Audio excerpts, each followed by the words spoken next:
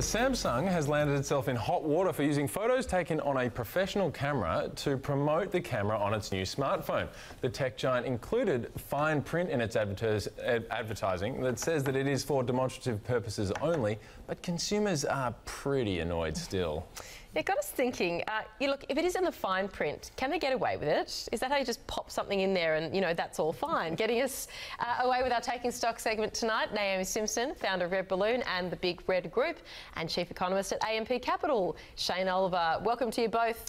Shane, first to you. Fine print covers everything? What do you reckon?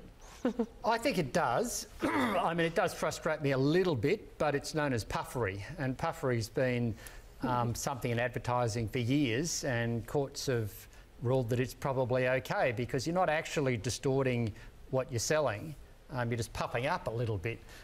So yeah, it's frustrating, it annoys me a little bit, and I often wonder whether I can get the quality of photos that my phone, the advertising suggests that it can, and I doubt very much that I can. But by the same token, I just sort of think, oh well, that's what they're claiming. But be aware that it may not be as it seems. Right. What do you think, Naomi? I completely disagree. Oh, good. Okay. Way back in the day when I studied commercial law, and it was Section 52 of the Trade Practices Act, they absolutely pummeled it into us that it's misleading and misrepresentative of the product. And that there is a notion that in building a brand, it is about what you create as a feeling with that brand, and your trust for the brand will dissipate if you have to go and investigate every little piece of the pie. So you might see it as a consumer and go, oh, well, that's kind of okay. But then once this is an erosion of trust in brands, and ultimately it actually speaks to they're not proud of their product.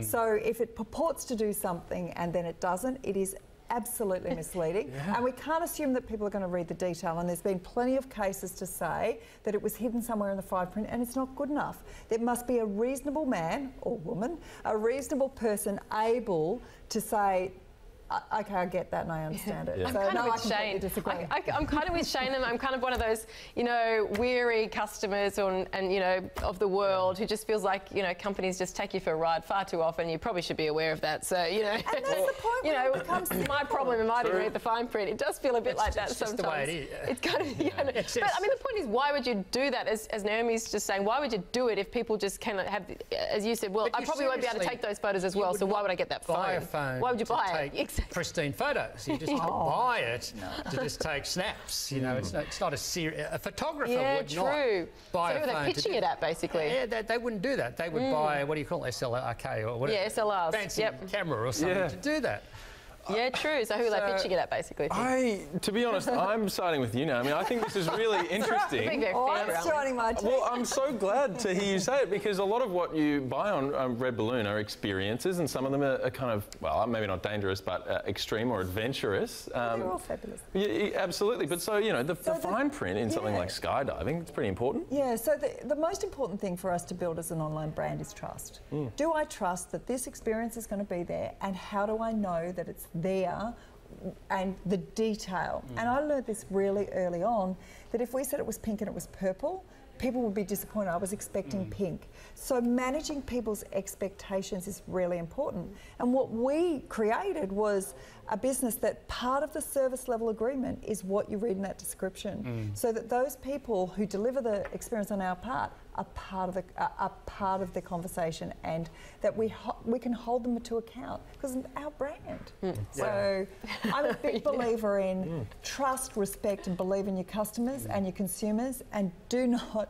I think that's ultimately up to the company to do that, and I think that's important. Which is why, when you talk about big companies, brand is eroding in terms of how we respect But there is a problem with photos shopping is done all the time. Yeah. I mean, I haven't done it, but people do it. It's just a common thing. Since the beginning of time, right? No one really takes their own photos anymore. They use someone Well, else's. what's a filter between?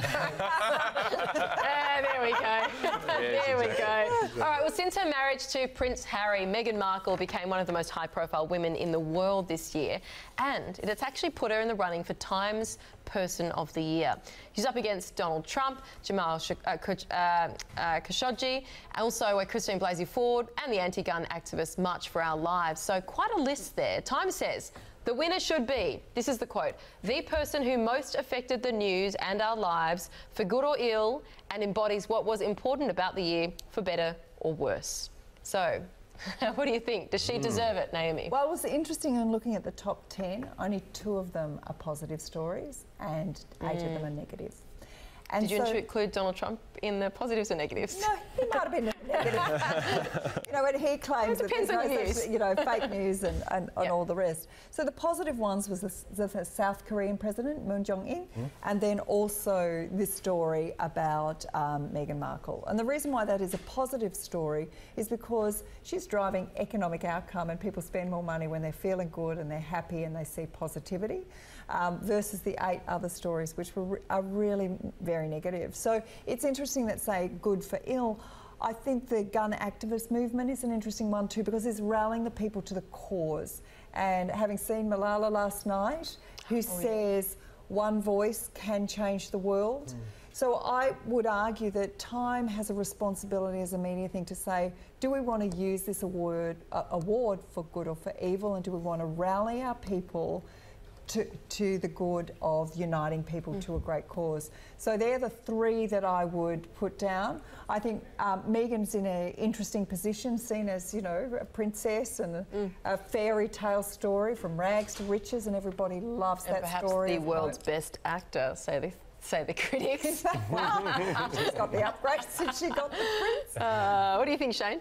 Well, technically, running on the definition, which is personal group of people who most influence the news in the world, Trump wins hands down. Yes. The problem with that is that Trump won in 2016. And so you can make an argument, or at least for the purpose of this debate here, that someone else should get a go in there. And I guess the ones who most inspired me are the gun activists. And you could argue that the school kids strike in Australia Friday a week ago was to some degree inspired by that. And I actually thought that was a good movement. Now, as a responsible adult, of course, I've got to say, you know, stay in school and eat your ice cream bill, that sort of stuff, whatever. But I actually thought that what they did was good. So you reckon it's all right to have time out to protest as a school kid? Yes, and Australian school kids chose... You don't think they should have to do it on Saturdays? No, well, it would have no impact. It would have absolutely no impact. Adults want kids to do well at school. And if all kids said, you guys aren't setting the world up right for us, which we're not, we're failing them, and we're going to do it on a day when it upsets you, doing it on Saturday would have no impact. Most adults would say, great, yeah, stay at home, do whatever, I don't have to drive you anywhere. But doing it on a Friday does have an impact because the adults think, well, you've got to do well at school and now you're not going to do well at school because of this, so it has an impact. The only thing that disappointed me about the March for Our Lives activists, and possibly also in Australia, is there was no follow-up. Yeah. Now, they had President Trump actually talking to them. All they had to do was keep this thing up. We're going to have a strike every month now. That's because the adults made him go back to school. Until you do something and make us and make it safer for us to go to school, and that doesn't mean putting security guards in. Yeah, it's so interesting. So that movement really inspired me, and following on from Malala, yeah, I mean, if that I think is something that school kids need to do more of. Nice. And I like if that we take. can't get it right, then maybe they can. I like it. Yeah, well, and scrolling through the kind of the history, as you say, Donald Trump in 2016, pretty much all politicians back in the day, I think all of the US presidents have won it at least, you know, once perhaps. Yeah, he's had his go. He's had his go, right? Yeah. Any final thoughts there on? I completely agree with you that we need to listen to young people, and it was the students in the 1970s creating a revolution against the Vietnam War that ultimately changed policy.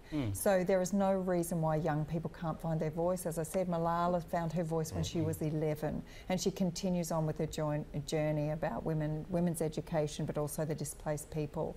And so I think I actually concur with you, Shane, to say that really it's how do we follow that on and make sure that an outcome is delivered, because if they can change policy even little bit by little bit, then who knows the difference they can make. One of the reasons... We must listen to our youth. One of the reasons... sorry, and Naomi. we're not. On this issue, we're not. As adults, we've just been arguing about this thing forever, climate change. We do nothing about it. Global climate emissions keep going higher and higher. If this can go global, the climate strike by kids, I think that would be a great thing. Yeah. I just want to say on I shouldn't say kids. Yeah, no, they're young people. Yeah, exactly. Young people. Hey, they're talking about dropping the voting age to 16 even, so I don't know what you think about that. But I was just thinking of Meghan Markle, though. It's interesting because I was thinking why have they actually put her in the list, right?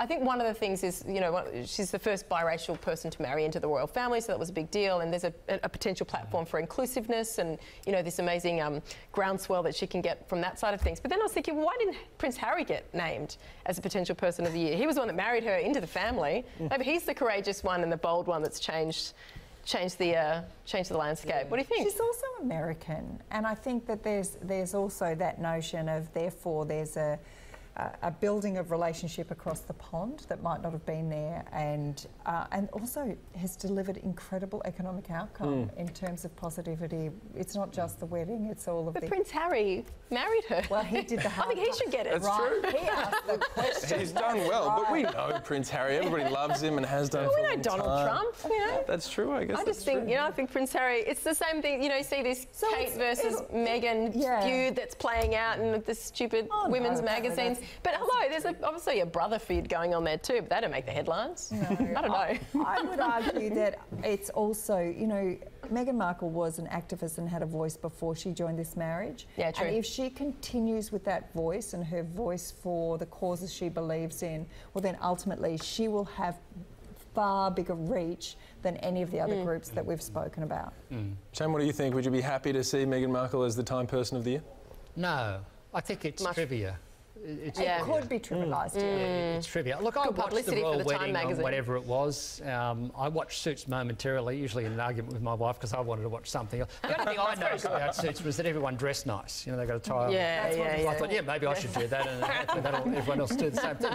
But yeah, it's trivia. Yeah. Who can have her? Yeah. Who magazine can have her? Yeah, I totally agree. She can go to the other magazines, but I think it'd be a shame if that one, personally, I think it'd be a shame.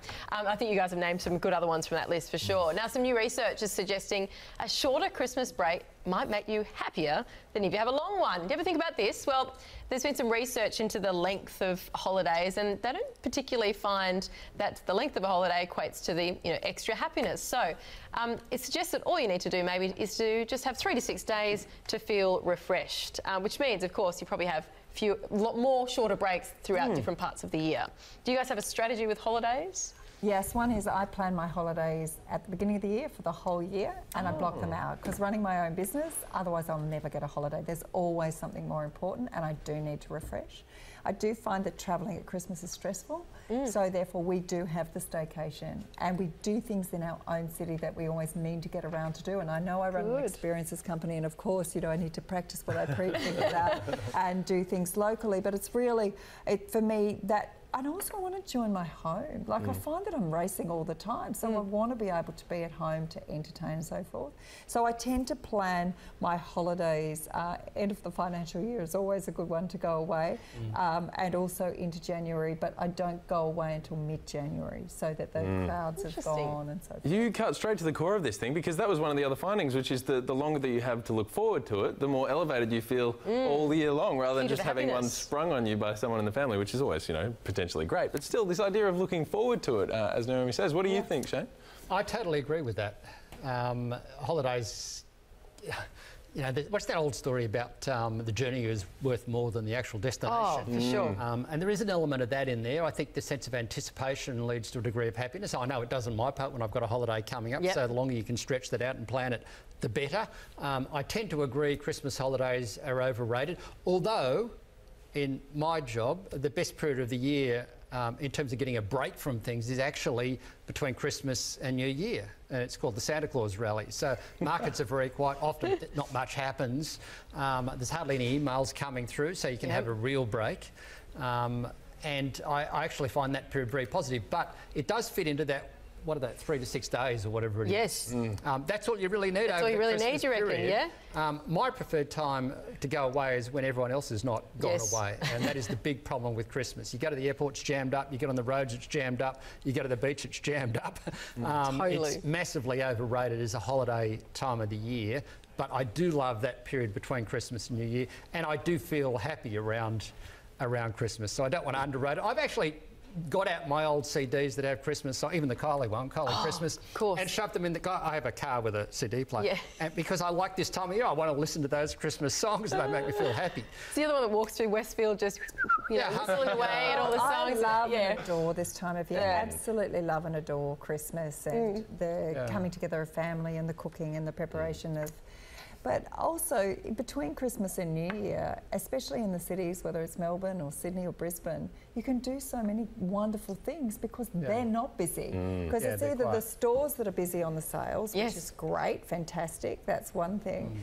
The beaches might be busy, but there's all sorts of other things, whether it's theatre or cinema, and you catch up. And lots of movies get released in between Christmas and New Year. I know, that's always my regret, getting to January and thinking, I should have gotten to all those movies that I wanted to watch over Christmas. Where'd the time go? Thank you, guys.